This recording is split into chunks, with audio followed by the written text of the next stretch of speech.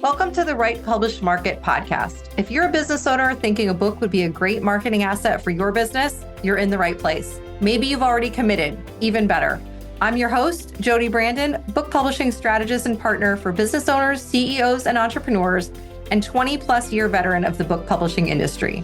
On the Write, Publish, Market podcast, in addition to learning from me and other industry experts, you'll hear from other business owners about their experiences as we explore all facets of writing, publishing, and marketing a book that will help your business grow in ways you might not even be dreaming of yet.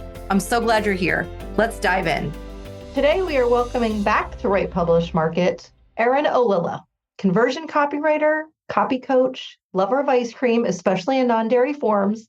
Erin Ollila is a conversion copywriter who believes in the power of words and how a message can inform and even transform its intended audience. When she's not working with big brands and small businesses to marry strategy, storytelling, and SEO, you can find her exploring southeastern Massachusetts with her family and friends. Erin graduated from Fairfield University with an M.F.A. in creative writing, and I am super excited for our conversation today.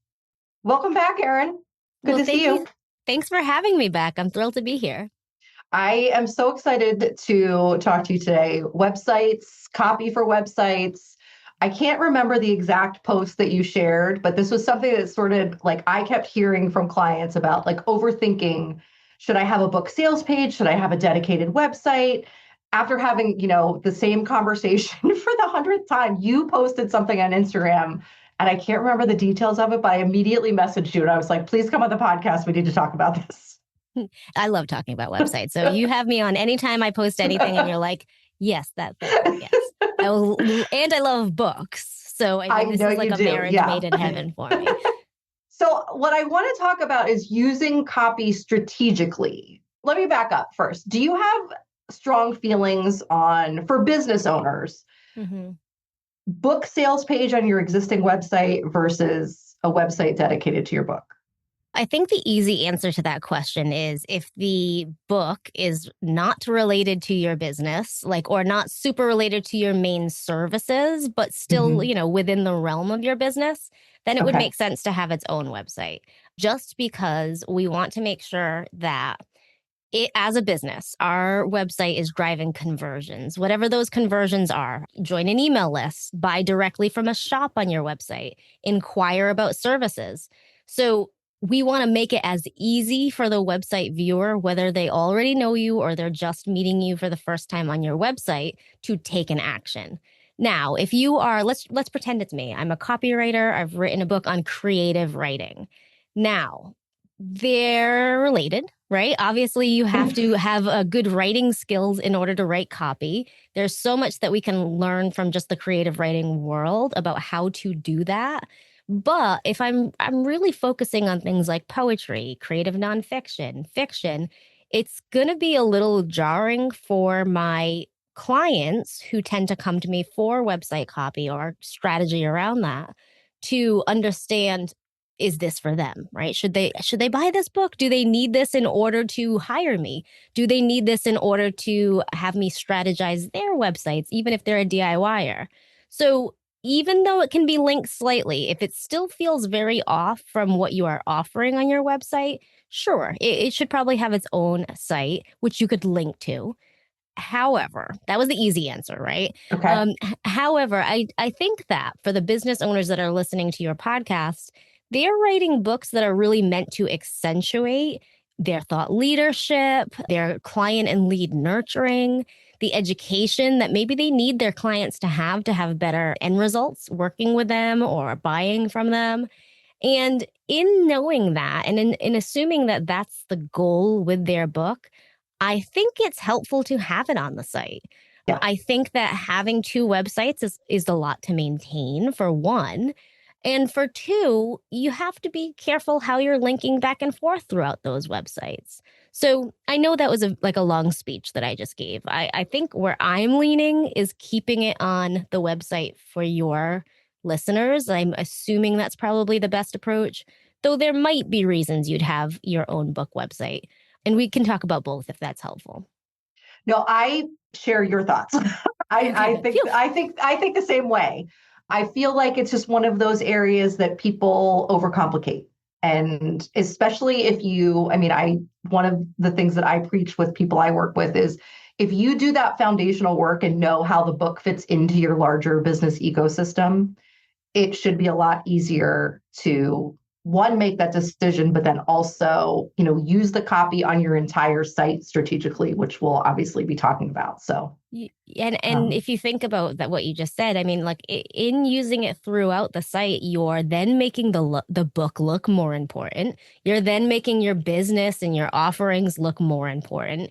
And it's, we talk about things like SEO and we think of how SEO might attract new people to us. But in the world of SEO and now generative AI, EO, I guess you would say. I at this point, I really just want to keep saying EIEIO whenever I try to give any type of acronyms. But what I mean is by a search that is done through AI tools. One of the biggest flags, green flags that the tool gets is when our site is related in tangential ways too. So again, website copywriting, if I wrote a book on sales pages, still fits really well to what I'm trying to have in my business. If I wrote another book on understanding who your audience is so that you can do better marketing copy, still related, even though they're slightly off of what the main service offering might be. Right. Having that is telling these tools wow, this person is really well versed in marketing. This person's really well versed in writing. Look at the actual range of offers that they have. So having your book in different areas of your site is going to make it look more, I hate to say more important, but have it stand out more for that end user. And it's going to be a good reminder to the web crawlers that there is a lot of thought leadership there. Part of what SEO is looking for is that authoritativeness and being able to state claims. Yeah, your book's going to really serve you well there. So keeping it on your site gives all that power to your business, to your website with SEO tools. I love that. So we've got the book page. Yeah. How else should we be talking about the book throughout the site? Okay. In a way that that doesn't make it feel disjointed, like I'm trying to throw in, I hate that when I'm reading something and it's very clear that it's being mentioned specifically for, a backlink or something like that. I want it to be natural. Yeah. And I think this is actually a good cover of both SEO and copy here. And it is kind of important to back up a little bit. When Jody and I say get your book on your website, you need a dedicated page for that book. That is an absolute obvious thing, but it does get missed. If you want me to be completely honest with you, I know people who have books and I've audited their about page. And then it's halfway down the page, it says, wrote this best-selling book. And, there really was a high seller in some of the book lists. And I'm like, where is the page to that in your site? Can people buy that? And they're like, oh, I had a hyperlink out to Amazon. And that link would be broken always. And I'm like, what is happening here? You need to do more with this. So you want to have a dedicated page to the book. Yeah. Where you introduce that page could depend on a few things. Some people will put it straight in the main navigation bar of their website. So, the main menu where you can click on buttons like home, about, contact, and all of that. Some people may choose not to do that and instead give it some priority on the footer or just link to it through other pages in more obvious ways. And to answer which you would choose, I think that's highly dependent on the business. If you have space in your main menu and the book, obviously, again, is really related to what you're offering, I say put it there. Give it the highest priority you can give it because it is such an overwhelming piece of thought leadership. It's your point, your stance on what you have in your industry, in your business, and it's important for people to understand that. But once we move past that book page, there are obvious places that we should be putting the book to nudge people to learn more about it if that's not the first thing on their mind when they come to the website. One easy place is an about page, regardless of what you do and who you have in your audience. Having a book credit listed as part of your expertise is a great way to have that person who's reading the page gain trust in who you are. Oh, they've actually written a book on this topic. Yeah. They will think that. Even if they don't want to read your book, it's something that's going to make a person that's new to you feel more confident in moving forward with you, whether that's reaching out for a discovery call, purchasing right from your website. And you don't need to go crazy. We talked about not overcomplicating things. A Yeah. reference, one sentence. It could be visual, where after you lay out all of the copy and the point that you want to make on your about page, you have a row that's maybe 2 columns. One column is an image of the book. The other column is a copy section that just says, like, interested in learning more, read my book about XYZ, with a button to go and buy that book. But to get a little bit more granular, there are a lot of other ways that you can introduce the book. Depending on how saturated your homepage already is, it could be something that's put to the bottom of the page as just another way to encourage people to learn more about you. Very often, people will have things like a resources page or a blog, links to a blog or a podcast. Your book could work that same way for you.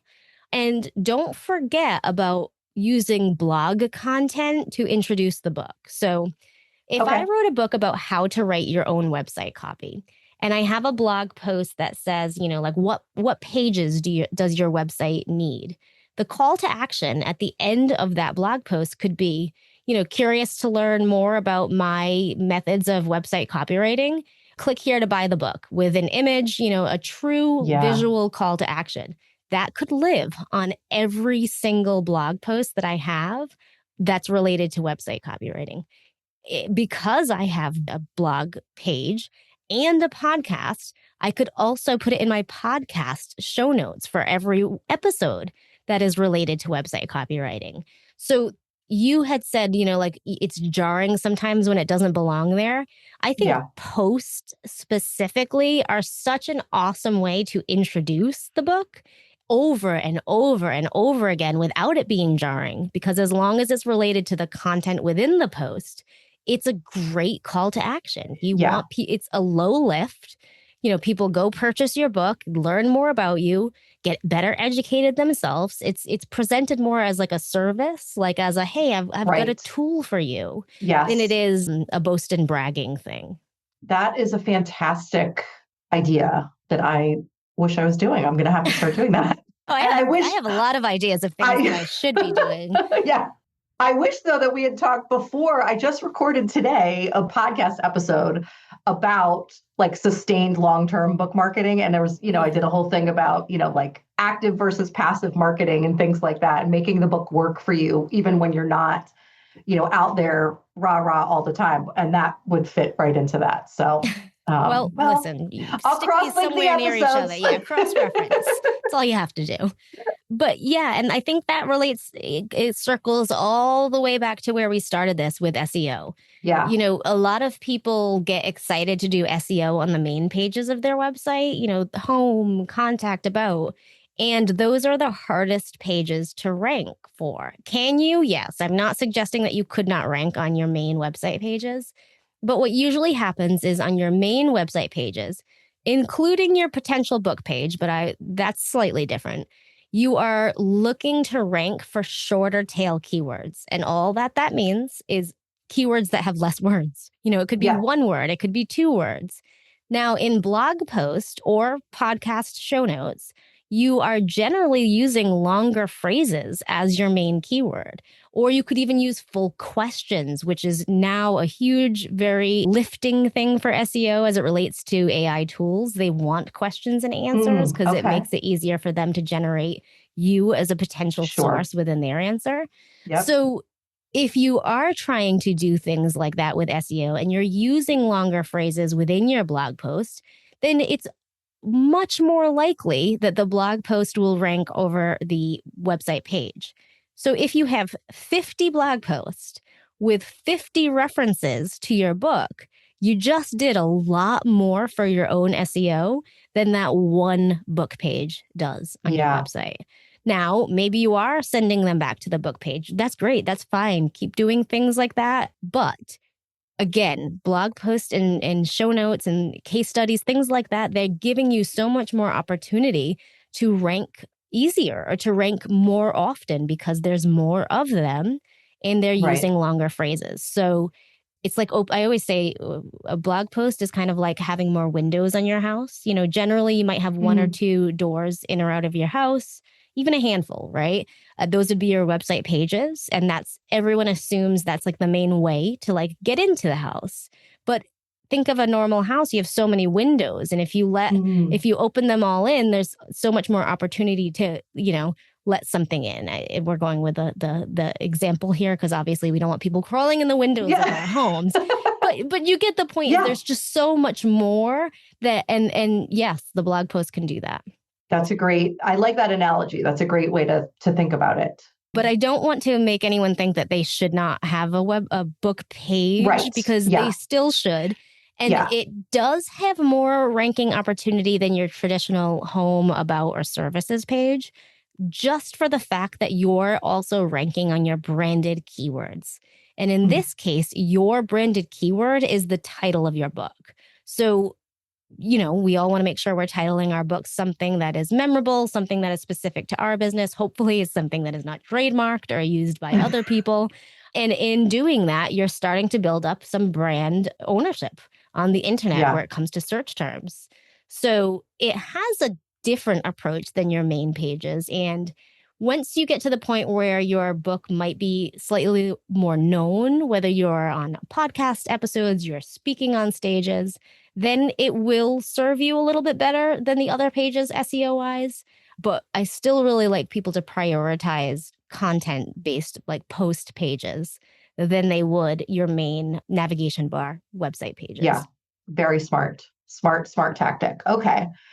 I mean, everything we're doing copy wise on our website is to build up that know, like, trust factor. And I mean, a lot of what you've said can certainly apply to that. One of the things that I definitely want us to hit on is if you sell the book on your site versus sending them out to a third party seller. I mean, Amazon's the one everybody thinks of.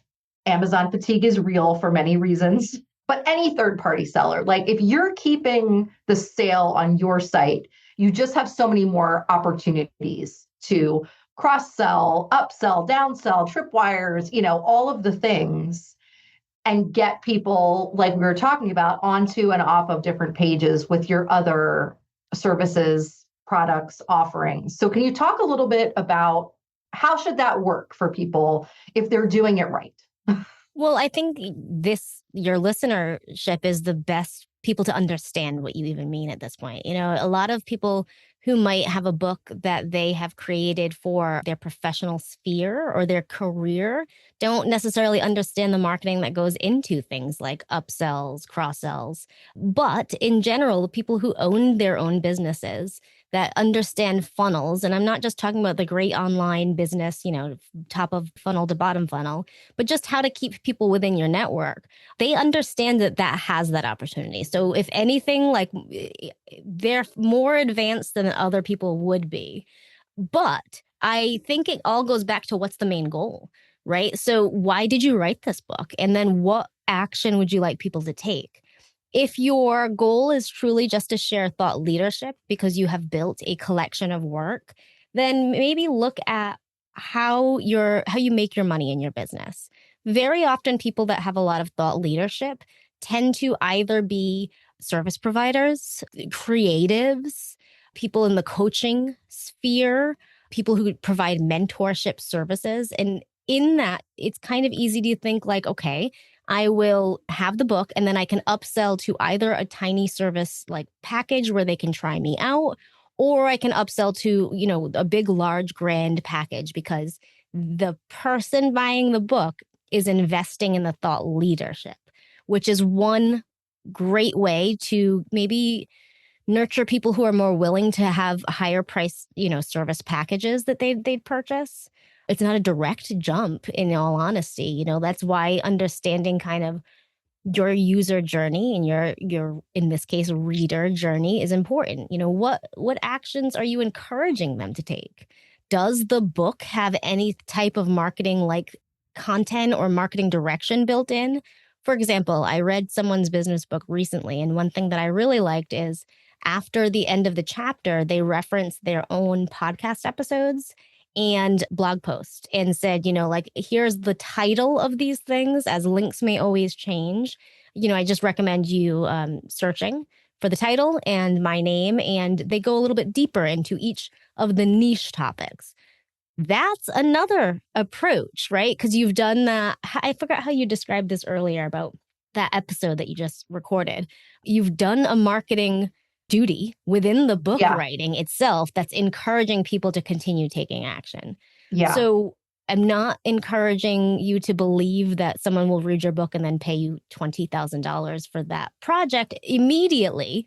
Though, if they are investing in your thought leadership, specifically if you have a higher priced book, you definitely want to build in some nurturing support to encourage that. So could it be that you email them, within the receipt of the book, and encourage them to join a segmented part of your list where you can send journaling questions, or where you can send, chapter related questions and prompts. But doing that nurturing is a responsibility and a marketing task that often gets forgotten. Absolutely. But then there's other, different types of ways that and goals that you might have. If it is a lower priced book and it's a very niche topic, do you have a workshop, again, that you can upsell them to, or cross-sell as a reference to, this book will help you do this, but if you'd like to also watch me do it alongside of the book, here's the other purchase that you can have. And, we've talked before, Jody is going to actually be back on my podcast to talk about like rewriting books, but you might have a collection of books on a specific topic. Maybe you have 3 linked books for one overall topic, but each are very niche in their own focus. If that's the case, let's keep selling the books that we have. You have primed customers, so encourage them to check out the other books that you have on the topic. I feel like I'm giving a lot of examples. I don't think that covers everything, but I think that covers some of the big segments. Hey there, business owner and aspiring or published author. Sorry to interrupt this episode. Just wanted to check in and see if you're subscribed to Coffee and Commas, my email newsletter, where I share behind the scenes, industry info, and much more about writing, publishing, and marketing a book for your business. Sign up at bit.ly/coffee and commas sign up. That's all lowercase. Now back to the show. It does. Everything you said points back to something that's so important. When you're selling yourself directly on your own site, you're controlling the narrative. And you're getting all of that customer data that you're not getting from a lot of third-party sellers. So you can't do any of these things that Erin is talking about if you don't have that data. There's no way to work people through any journey. Yeah. If someone buys your book on Amazon, which you just referenced as a potential option, you don't get it. You don't know who that person is. They're not sending you their email address and you know what list country of their they're from. likes, right? So if they buy from your book, because again, your cart tool is going to collect their email regardless to make the purchase, you can at least send a receipt that is a well-written receipt. Now, that brings me to a very important point, though, which I think people forget. There are some very, very specific emailing rules that do vary by country to country, and it's all related to spam and what you are allowed to do with other people's emails and how you're allowed to contact them or not. So one thing I highly suggest, because if you're selling through your website, it might take an extra couple steps. You might want to hire a tech person if this is just not in your forte. But you have the opportunity on the actual cart to say, would you like to join my email list? And assuming that they say yes, at that point, you can set up an automation that adds their email to your email service provider as a new subscriber, because they have given that explicit permission to do so. You cannot take the emails from sales that you have made and subscribe them yourself if they have not given you the explicit permission, which people do all the time.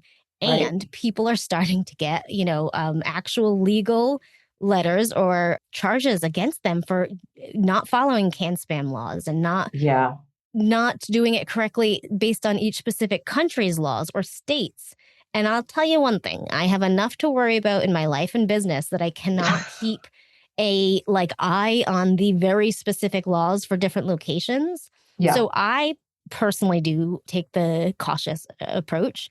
And I think you should too, of asking for permission. And then Yeah. if you don't get it, the only backup step that I think that you could do is, again, you are required to send that receipt of purchase. On the receipt itself, you can have a section that has a link attached to it that just says, hey, if you didn't get a chance to sign up for my email list, I'd really like to encourage you to do so. Curious why?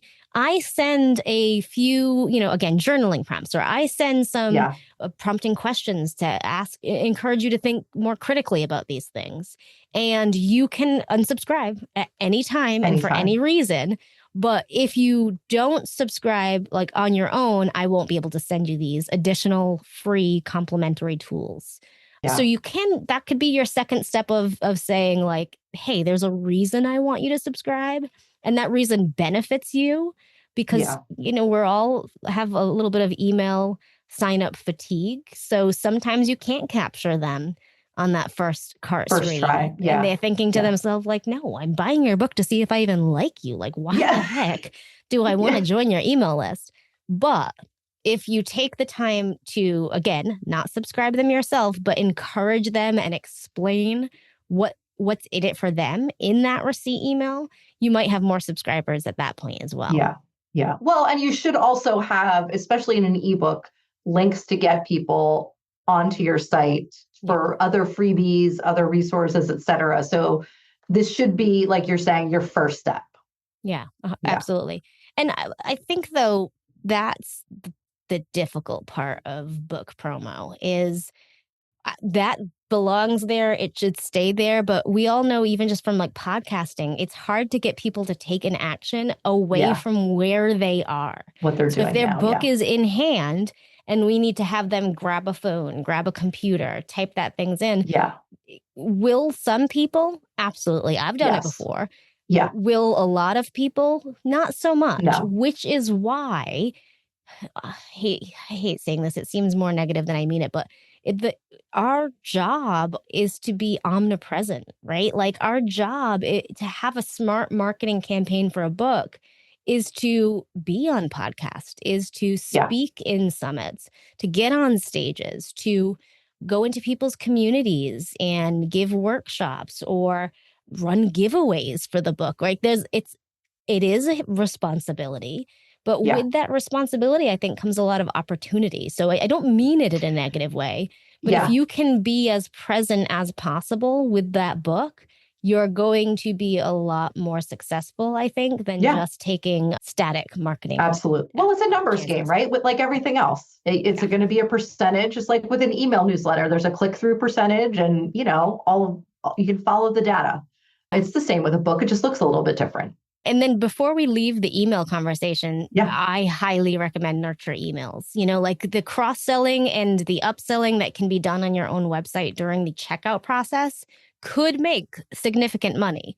But if that person is more new to you, there is a lot more opportunity to continue to sell naturally and in a way that feels comfortable in an email sequence. Again, you might be sharing things that benefit them. You might be explaining something or giving an example based on the book. And just by getting those emails and seeing that the author themselves cares about the topic, they care about your reading experience, that's going to develop a lot more confidence in making purchasing decisions. So don't just get them on their list and then add them to your weekly newsletter. I would even say before they get added to your weekly newsletter, create a solid book-specific nurture sequence. Yes, totally agree. And then later on, you can add them into the regular dump of the newsletter. Right. Well, and if you've done, again, that foundational work that I know that I harp on, but understanding how your book fits into your business with what you already have existing, plan to develop, et cetera, all of this is a lot easier. And really, it builds that know, like, trust so much faster, so much easier. So if you're doing that, plus all of these very strategic tips that you've offered, you're way ahead of most people. So Agreed. And I think to bring it back to that, because we're giving a lot of like suggestions on like things that you can do, that you can add. But to bring it back to your comment on overcomplicating things, just don't. I don't, that Yeah. sounds too like silly, but you don't need to make this a grandiose project. You Yeah. do not need to write a book length collection of words for your email sequence. Right. Truly go back to that business 101. How do you speak to people about your business? How do you Yep. make people feel confident hiring you? How do you talk to people at networking events? That's how you treat those email newsletters. That's how you treat the copy on the page. And then we talk about how to reference the book throughout the website. But I think one thing we haven't spoken about is how to write that book page on the website. And I think that could be approached differently depending on the topic. You might need, some people will need a very short landing page.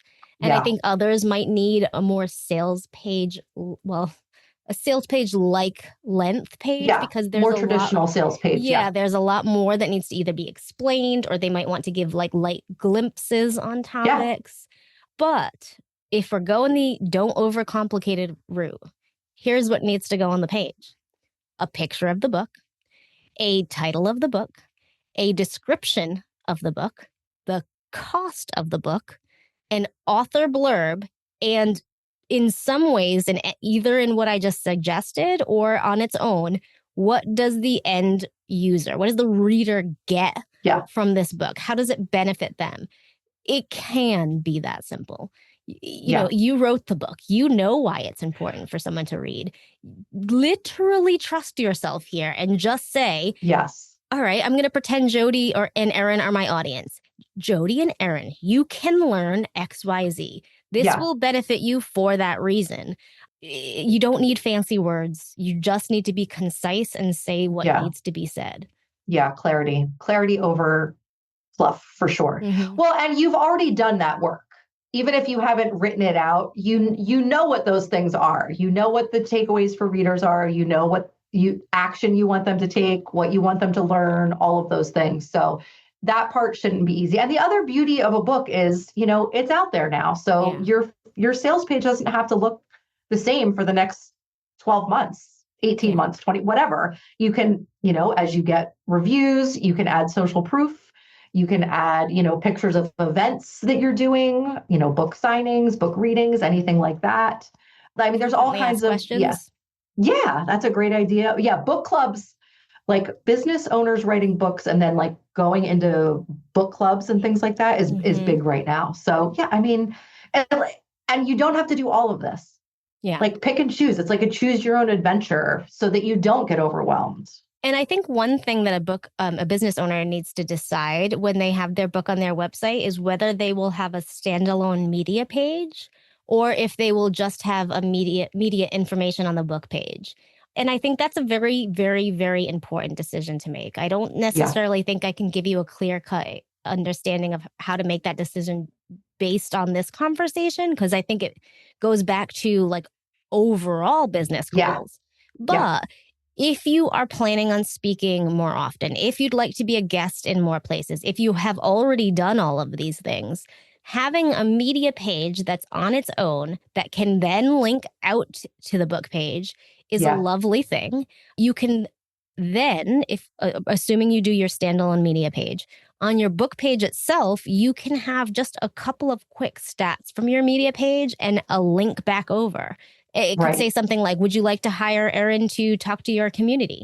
Would you like Jody to come into your business book club and lead a conversation about this book? See here how to reach out and learn more about working with us, right?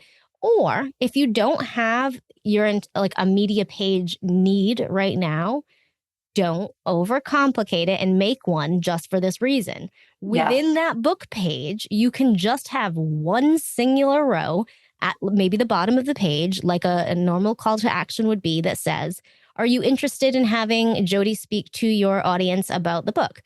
Please use this form. Maybe you have a standalone form for the page. Please use this email to inquire about booking Jody for your audience. That's it. Yeah. That's all you got to do. Yeah. It can be as simple as that. Yes. And if you have a few media-like logos or anything, maybe you've been on a few podcasts, you could just stick the logos in that tiny little row, or again, if this is something more constant for you, make sure that's on the media page, make sure testimonials are there. But it can be as easy as just indicating to your audience that you are available to do these things, and that's it. Yeah, I love that. Oh my gosh, I could talk to you all day. First of all, I feel like I have 800 things to do on my own book page right now. That's okay. Which, as you mentioned, they can always be improved. That's right. upon. It's a work in progress, my friends. And I think that's where people go wrong. If you want my complete opinion on this, I think the problem is we are all too critical of our own selves. Yeah. Even if you have shipped the book, it exists. You know, by writing a book, how difficult that can be with confidence or perfectionism. But even if the book is shipped, you are still going to face that same struggle of saying, oh gosh, I don't have time to write I need both a media page and a book page. I don't have time. Yeah. Cool. Just do the book page then. Yeah. That's Start it. there. And Absolutely. add that little row that I suggested. You don't need to do both. Your business will not suddenly break down if you do not have both. Yes. If you've never collected testimonials at all, cool. You don't need them on the page. But you know what you could do? Send a quick email to the list of people that you already have who've purchased it and say, be honest. Say, I don't have any testimonials on my book page and I'd love to improve on it so that other people felt more confident in their purchasing decision. Would anyone be willing to share a quick response to the book or what you liked about the book? There's your testimonials. It's truly getting out of our own way, starting from the foundation, right? Start simple, build upon that to improve upon that. And don't hold yourself to these high standards, because as someone who has worked in websites for over a decade, there is so much junk out there, right? And I think that we think we need perfection, but I can promise you, your competitors have stinky website pages. So yours, just being clear, just being concise, will stand out compared to other people's pages that are overcrowded with the stuff, that don't have white space, that just messy. So if they have their stuff out there, you need your stuff out there as well. And absolutely. Jody and I are giving you full permission to take a B- approach to this and improve on it later, because that will serve you. Just having it there will serve you way more. Yeah. Yeah. I think perfectionism is a big, it holds us back in so many ways. And I mean, what I wanted to talk about was using copy strategically. And I feel like we got so much more bang for our buck in this conversation, Erin. But just use copy strategically instead of worrying about making it perfect, doing everything all at once. And you'll be way ahead of where you need to be. And then you can, again, it's a work in progress and you can keep going from there. So, and if you'd like a copy specific tip to end this episode, what I can say is you're just going to use those natural words and phrases that are related to your business and to your book, and do the linking between those pages. So don't write, want to see the thought leadership unicorn I have created? No, a unicorn does not exist. Would you like to read the book I wrote on this topic? And then using that, link out to the book. And then, I would suggest focusing on those quote unquote branded keywords that I mentioned. Use the phrases that maybe are phrases that you have come up with for your own book, or the you-isms that I tell people, you say things in these specific ways. These are phrases you keep using. Yeah. It's that simple. Thinking to yourself, what do I constantly say? What is related to my business? And think to yourself, okay, these are my keywords. Don't go do the keyword research and try to stuff anything in. Whatever topic is related to your book, that's your keyword. Whatever branded phrase or the book name, that's your keyword, and just go with that. Well, and the good news is, as a business owner, you're already doing that in your business for other things. So think of the book as just one more thing. versus I think that's another area where people kind of get tripped up, which obviously could be a whole nother conversation. This was fantastic. Oh my gosh. I feel like I can't wait to listen back and take some more notes. Perfect. I'm so glad that you think so. Definitely. I know listeners are going to love it. You know that I don't let anyone leave the podcast without a book recommendation. Erin, what do you have? Oh gosh, I knew that I had to be prepared for this and now my mind is blanking. Okay, so I will give you an unexpected one maybe. Okay. Love that. My children always get a summer reading book to read that's grade level specific. Okay. And one of my children picked Wild Robot last summer and we usually read together. It's a youth book, Okay. But I was fascinated as an adult reading this book on how well written it was and how much empathy it requires from the reader to understand like the robot is not a human, but how many humanistic types of things that she, you know what I mean? What the robot is like.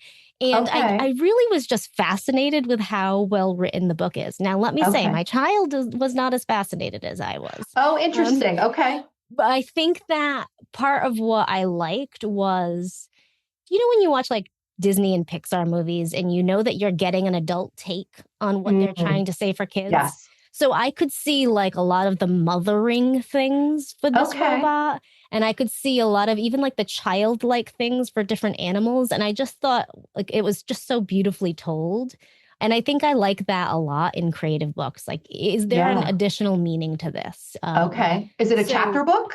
It is. It's a chapter book. Chapter book. And it's in a series. So if you too like it, like I do, you can read a few of these books. Okay. Not where I expected to go with this, in all honesty, but I love it.